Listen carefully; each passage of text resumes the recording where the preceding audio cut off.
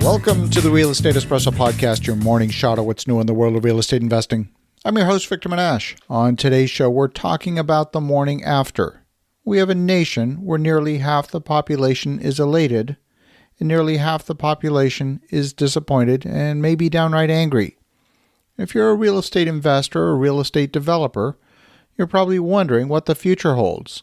You're wondering if Joe Biden will make good on his election promise to increase taxes on business, and whether he'll make good on his promise to eliminate the capital gains tax deferral that's been available in the U.S. under Section 1031 of the tax code.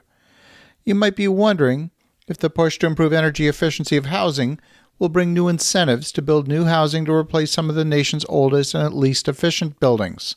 If you're happy or if you're saddened by the outcome of the election, then both those reactions are linked to your hopes and expectations. I said your hopes and expectations. Those hopes and expectations have only one origin, and they're the product of your own mind. Neither candidate can influence the election at this stage. It's simply a matter of counting. The election, the outcome, is a reality. Now, if you're feeling any stress around the election, it might be because there's a gap between your expectation and reality, and stress cannot exist without that gap. When that gap exists, most people feel pressure to close the gap. And since there are only two variables, expectation and reality, there's only a few possible choices on how to close the gap. Number one, you can change the reality, and that's possible in some instances, but it's rare. Usually involves breaking some laws of physics. Number two, you could lie to yourself and others that the reality has indeed changed, and that's not very productive. Or number three, you can alter your expectation. Your expectation is rooted in your belief about the way things should be. Maybe you believe that our political leaders should behave in a certain way. Maybe you believe that the laws should be written a certain way to make them more fair. Maybe you believe there's an injustice that needs to be corrected. Some people are so wrapped up in their belief about the way things should be that when the reality doesn't match, something's wrong. We're here in the middle of November. The weather in my hometown was sunny this past weekend, and the temperatures were in the 70s Fahrenheit, or about 20 degrees centigrade. Earlier in the week, it was snowing. I heard some people in the neighborhood say how it was too hot this past weekend, or it was too cold earlier in the week. Do you realize how silly those statements are? Does Mother Nature care what you think about the weather?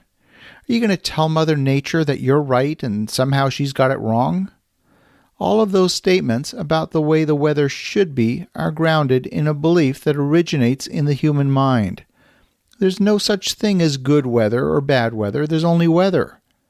The term good weather is rooted in your expectation, has nothing to do with the weather. Now, maybe you don't like the current government policy about the handling of the pandemic. Maybe you think the government's being too invasive in our society and our economy while trying to limit the spread of the disease. Maybe you think they're not being proactive enough. The social distancing restrictions and policies around wearing a mask are a little bit like the weather.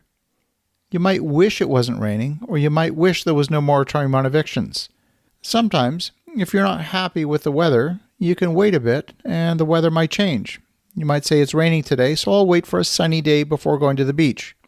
That strategy is called wait and see. But sometimes you could be waiting for a long time. If you're waiting to go to the beach in November, you might be waiting another 7 or 8 months. See, my good friend Robert Helms has a great quote. He says, "Think and act is better than wait and see." It's so profound. Think and act is better than wait and see. And if you apply that thinking about going to the beach, then you might board a flight to a Caribbean island and go to the beach right away.